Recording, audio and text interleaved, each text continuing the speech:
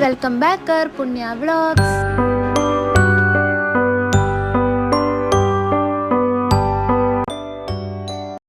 Guys, അങ്ങനെ നമ്മൾ ഇസാബേബിന്റെ രണ്ടാം പിറന്നാൾ റോട്ടറി സ്കൂളിൽ വെച്ചിട്ടാണ് കേട്ടോ ആഘോഷിച്ചത്. ഇസാബേബിന്റെ പിറന്നാൾ നമ്മൾ ഈ പ്രാവശ്യം കഴിക്കുന്നില്ല എന്നാണ് പറഞ്ഞത്. അങ്ങനെയാണ് നമ്മൾ ഈ ഒരു തീരുമാനം എടുത്തത് കേട്ടോ. സത്യം പറഞ്ഞാൽ അവർക്കൊരു നേരത്തെ ആഹാരം നമ്മൾ കൊടുത്തപ്പോൾ നമ്മൾ മനസ്സ് നിറഞ്ഞുപോയി. സന്തോഷം കൊണ്ട് കരയണോ ചിരിക്കണോ ഒന്നും തിരിയാൻ പറ്റാത്ത അവസ്ഥയായി. പിന്നെ നമ്മളെല്ലാം കാണുമ്പോൾ അവരെന്തൊരു ഹാപ്പിയാണെന്ന് അറിയാവോ. സത്യം പറഞ്ഞാൽ അവരവിടുന്ന് കാണുന്ന സമയത്ത് ഞാൻ വിചാരിച്ചത് എന്താണെന്ന് വെച്ചാൽ നമ്മൾ ശരിക്കും ജീവിതത്തിൽ എത്ര വലിയ ഭാഗ്യവന്മാരാണ്. ഇനി നമുക്ക് അവിടെ എത്തിക്കഴിഞ്ഞിട്ട് അവിടെയുള്ള വിശേഷമെല്ലാം കാണാട്ടോ.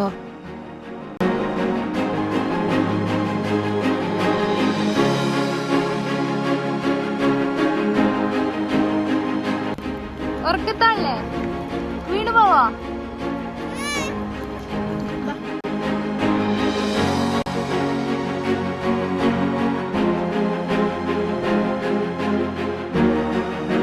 അങ്ങനെ നമ്മൾ അവിടെ എത്തിയപാട് നേരെ പോയത് ഓഫീസിലോട്ടാണ് കേട്ടോ. അവിടെ പ്രിൻസിപ്പൾ ഉണ്ടായിനി. പ്രിൻസിപ്പളായിട്ട് കുറച്ച് വിശേഷങ്ങളെല്ലാം ചോദിച്ചു. പിന്നെ ഇസാബേബിനെയും കൺമണിനെയും പറയണ്ടല്ലോ, എവിടെ പോയാലും അവരിങ്ങനെ തന്നെയാണ്. പിന്നെ പ്രിൻസിപ്പള് കൺമണിയോട് ഡാൻസ് കളിക്കാനും പാട്ട് പാടാനും പറഞ്ഞപ്പോൾ അവൾ അതുപോലെ ചെയ്തു. നമ്മളോട് ഇവർ ടൈം പറഞ്ഞത് ഒരു 12:30 ആകുമ്പോഴത്തേക്ക് എത്തണം എന്നാണ് കേട്ടോ. കാരണം എന്ന് വെച്ചാൽ ഒറ്റക്ക് തിന്നാൻ പറ്റാത്ത പിള്ളേരും ഉണ്ട്.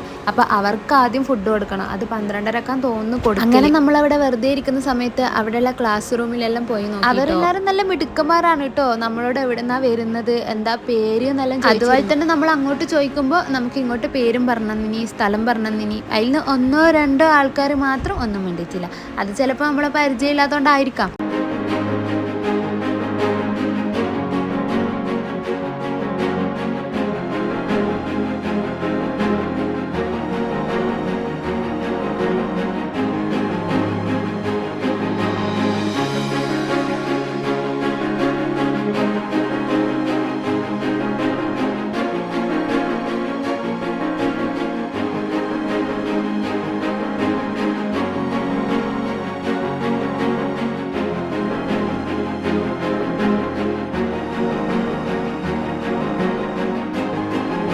ഇവരാണ് നമ്മൾ കേക്ക് മേടിക്കാൻ വേണ്ടിയിട്ട് പറഞ്ഞു വെച്ചത്. പിന്നെ ഷാനു ഇവിടെ അടുത്തുള്ള സ്കൂളിൽ തന്നെയാണ്. അപ്പോൾ അവനെ കൂട്ടാൻ വേണ്ടിയിട്ട് ഏട്ടനും പോയത്. അവൻ +2 ആയതുകൊണ്ട് അവനെ കൂട്ടണ്ടെന്നുള്ള പ്ലാനിങ്ങിലാണ് ആദ്യം ഉണ്ടായത്. പിന്നെ ലഞ്ച് ബ്രേക്കിന് എന്തായാലും വിടുമല്ലോ, ആ ടൈം വേഗം കൂട്ടിയിട്ട് പിന്നെ അവിടത്തേക്ക് തന്നെ കൊണ്ടാക്കാമല്ലോ എന്ന് വിചാരിച്ചിട്ടാണ് ഷാനുവിനെ കൂട്ടാൻ പോയത് കേട്ടോ.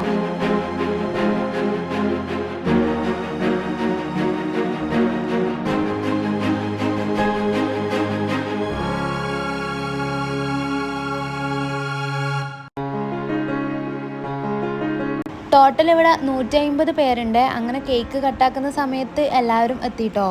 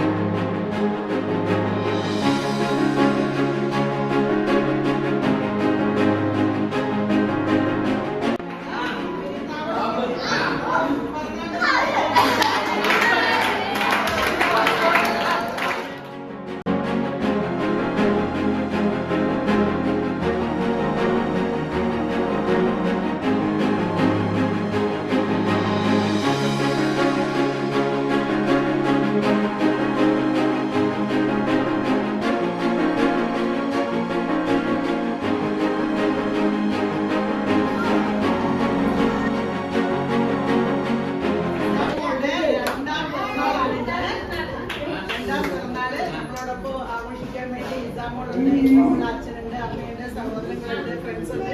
അങ്ങനെ എല്ലാവരും വന്നിട്ടുണ്ട്. ഒരിക്കൽ കൂടെ ഒരു ഹാപ്പി ബർത്ത്ഡേ.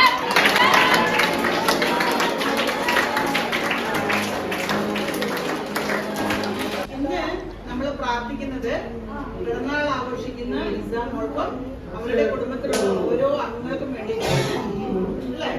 എല്ലാവിധ നന്മകളും അവരുടെ കുടുംബത്തിലുള്ള എല്ലാവർക്കും നല്ല ഐശ്വര്യവും അനുഗ്രഹവും ജീവിതത്തിന്റെ ഓരോ നിമിഷങ്ങളിലും ദൈവാനുഗ്രഹം ഉണ്ടാകട്ടെ, എല്ലാ നന്മകളും ഉണ്ടാകട്ടെ, നമ്മൾക്ക് നല്ലൊരു ഭാവി ഉണ്ടാകട്ടെ, എല്ലാ നന്മകളും ഉണ്ടാകുവാൻ വേണ്ടി അവരുടെ കുടുംബത്തിൽ നല്ല ഐശ്വര്യവും അനുഗ്രഹവും ഉണ്ടാകുവാൻ വേണ്ടി കൈകൂപ്പി കണ്ണടച്ച് പ്രാർത്ഥിക്കുന്നു.